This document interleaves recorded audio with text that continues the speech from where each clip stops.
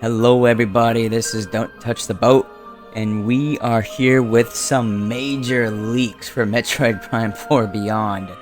Coming fresh off the heels of the latest Nintendo Direct, we have spreading across the internet a leaked photo of the Japanese version of the Switch 1 version of the case of Metroid Prime 4 Beyond. Let's get into it. Right off the bat, we start with the front cover. I'll get to translating it later. And it's not much of what we don't already know.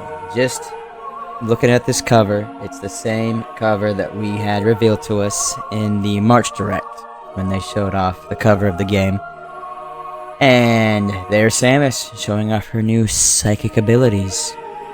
Now, just at a glance, looking at that 12.4 that's down below, we can just take an estimated guess that is the launch date, December 4th. So, let's get into the translations of it now. I have gone through both Google and Bing for our help in translating this game to understand what we've got going on here. And, I think Bing is hilarious. The results with Bing just always makes me laugh. So, with Google, we have Metroid Prime 4 Beyond, Atroid Prime Beyond, 12.4 release, now accepting reservations, download it from the Nintendo eShop. Nothing's too out of place here. Then, you get to... You get to the Bing one, and this just makes me laugh. First of all, thank you, Bing, for clarifying that's the Nintendo Switch up there. I would have never known that said Nintendo Switch unless if you'd been here to translate it for me. Metroid Bonus Beyond. It's so funny to me. And then, what does it say down here? Hutho Lime 4 Beyond. 12.4mm release, Nintendo Switch and Edition, and RDR-DN. Reservations are now being accepted. Download fingers about Nintendo Joe Galata. Oh man, like I imagine like AI takes place in. I don't know about AI necessarily. Google Translate's been around for a while. I've done it. I've spent about a year of my life in Japan. I used Google Translate as far back as 2020. Maybe it was the most basic version of AI, but it feels like Bing just completely went with the unhinged, ridiculous AI that we've been using a lot lately. Just Metroid Bonus Beyond. And I love how it's not even a different language. Like, I asked it to go English to Japanese, and now it's treating the title of the game like a different language. I'm gonna call it that from now on. Metroid Bonus Beyond, thanks to Bing. Ah, good old Bing. Now we have the back of the case. We're gonna look at the images before we translate it. Top left, there is Silux making his grand aura farming entry, as we saw in the June 2024 Direct.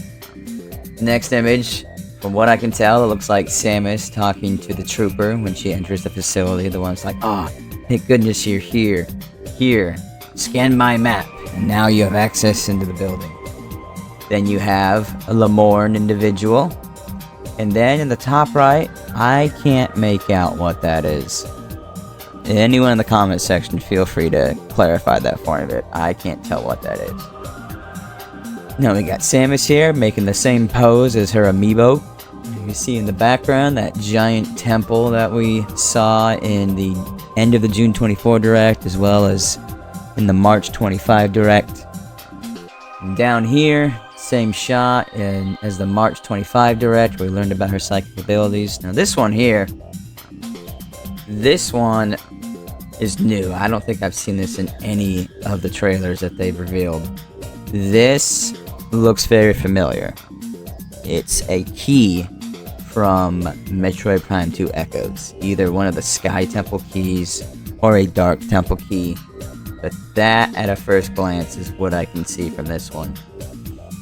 And over here on the right, we've got our first boss battle, Abarax. And if you watch the Nintendo Treehouse, that came out in April, then you'll know that this guy also has Metroids. Or at least one Metroid that pops up as several different weak points. But this is definitely tutorial boss, like jump at this time, shoot at this target. But big old nasty space pirate guy, Abarax. And down here we've got Samus on the cover art, stretching her hand. And then there she is, pumping her fist as she gains... It looks like in the trailer she's gaining a new psychic ability.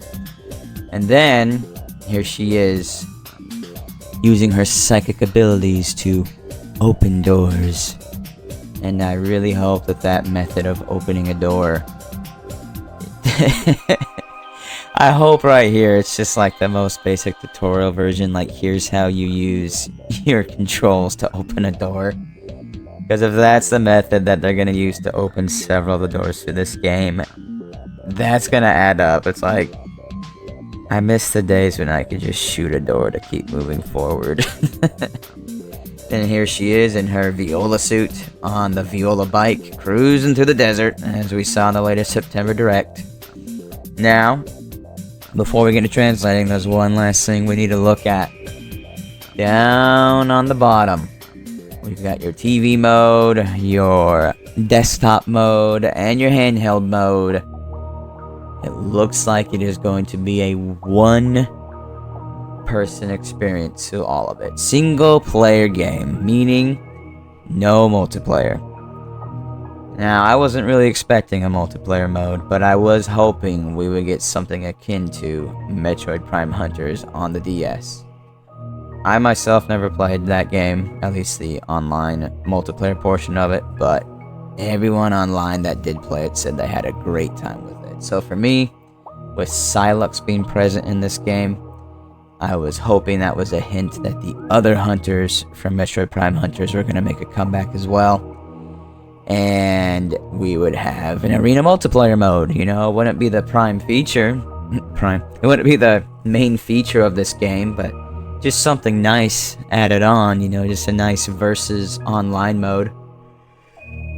Excuse me. Big yawn. Had to go put some pork on the smoker this morning. I'm excited.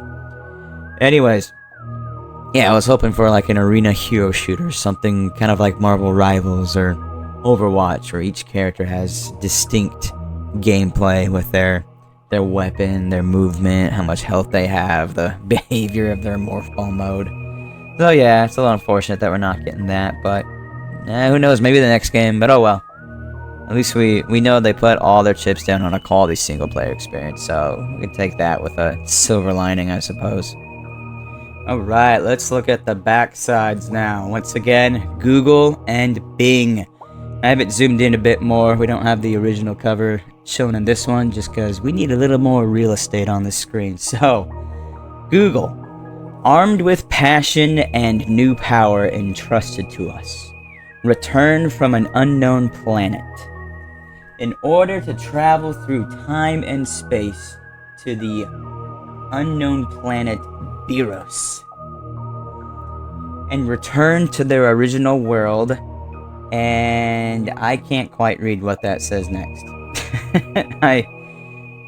I'm not entirely sure how to zoom in on this with Google Translate. Like, I had to take a screenshot from my phone to get this right, because if you do Google Translate on your computer, it doesn't like paste it directly on here, so I can't tell you what the words are necessarily. First version adventure, FPA Metroid. Explore a 360-degree world from Samus's perspective. I'm pretty sure that last S isn't supposed to be on there. English is my first language, but that doesn't mean I'm a pro at it. But I've always written it down as Samus apostrophe, no S. I don't know, if anyone is an English professor or a master of the language, let us know in the comment section below. Psychic abilities. It was not given to the first month of the year, but it was spread across Biros. Or Pyros, Pyros. It was kind of funny how, you know, we've seen it as Viros, in like the trailers. Now we've got Biros up here, and then there's Pyros down here, and then of course Viola. Now, Bing, Bing once again gets kind of nuts with the entrusted bad and new power. The return of the unknown 100 planets. Ooh, what does that mean? 100 planets. Transported to the unknown planet Birius beyond time and space. In order to return to the original world, he uses his newly given power to add to his appearance. This is funny how it works. What does that say? Cross-version adventures? Cross-version adventures. FPM Metroid. Explore a 360-degree world from Samus' point of view. So it's... This one doesn't have the S at the end. It's interesting how two... You know, like, you got Google and Microsoft have their own translating versions. And it's even getting that S differently. It's just funny how... It's just funny how technology works that way. Both of them say psychic abilities. Both of them say Viola. And... Holy cow, I don't think I can even read this, how blurred it is. Make full use of the mysterious power, and you with the struggle of the powerful people to solve problems, and through the world and rushed to the land that spreads evil in Biros. That's my guess. It's a mouthful. But yeah, that's it. So I wonder... Which one of these here? Return from an unknown planet. The return of the unknown 100 planets. I wonder if that is a hint. Like, are there like 100 different zones we're going to? Or maybe it was 100 years ago this planet fell apart. I wonder if that 100 has any real merit to it. But yeah, that's the back cover. Just a quick AI translation of it. We'll see what the real thing says. I'm sure we'll start getting our hands on. I'm sure the English version will be available for us to look at before too long, but nonetheless, December 4th, we'll have our hands on it. Well, I wonder if we're going to get any other leaks leading up to the launch of this game. From what we can pick up from that September Direct, the way they talked about the journey to launch begins with October 28th, with the Metroid Prime Trilogy art book being released. So I imagine that at that point, the month of November is going to be when the marketing starts hitting pretty hard. I'm sure we'll get another trailer, like a launch trailer. Are we going to get a whole nother Direct? I don't know about that. Nothing like Kirby Air Riders with like 45 minutes. I imagine if this game got another Direct, it wouldn't be any longer than 10 minutes. I really think they need to flesh out a little bit more in regards to the bike and the desert. And I think if they already have that plan, that's great. But I do think a lot of the fan base is pretty divided on their feelings on the bike and the desert. I've got a video that I'm working on right now, like my thoughts on all that. And yeah, if they don't have a video planned yet to elaborate on the bike in the desert, I hope they're working on one now, just to give a quick explanation, just to flesh things out a bit, because there are some concerns with how empty that desert was and why Samus isn't using the speed booster. But that's just some of my thoughts. Yeah, but who knows? Maybe we'll get another leak. Maybe, I mean, hopefully nothing terrible like story spoilers. Like, gosh, I would hate to get a leak at the same proportion as The Last of Us Part 2 a couple months prior to that game launching. And it'd be even more horrible to learn that the developers at Retro were getting really squeezed and crunched. They had a history of that working on the original Prime games. Given that this game has had like 7 years in their hands to develop, I'm gonna assume crunch was not a thing, so that's good. Like, I'm really happy that they're taking the time they need and working a healthy schedule. But who knows, maybe we'll learn after the fact if things were different. Kiwi Talks. I give it time. I'm pretty sure Kiwi Talks will start talking to these devs, and we'll learn a few things in the background of how development went and maybe why it took so long. Well, guys, you go on and have a good day. Go play Metroid Prime Remastered. If you haven't played Metroid Prime 2 or 3, get it on Dolphin or Prime Hack, or if you have a Wii, you can mod that thing and play it anyways with the motion controls. I love the motion controls. Well, this is Don't Touch the Boat. Have a good one.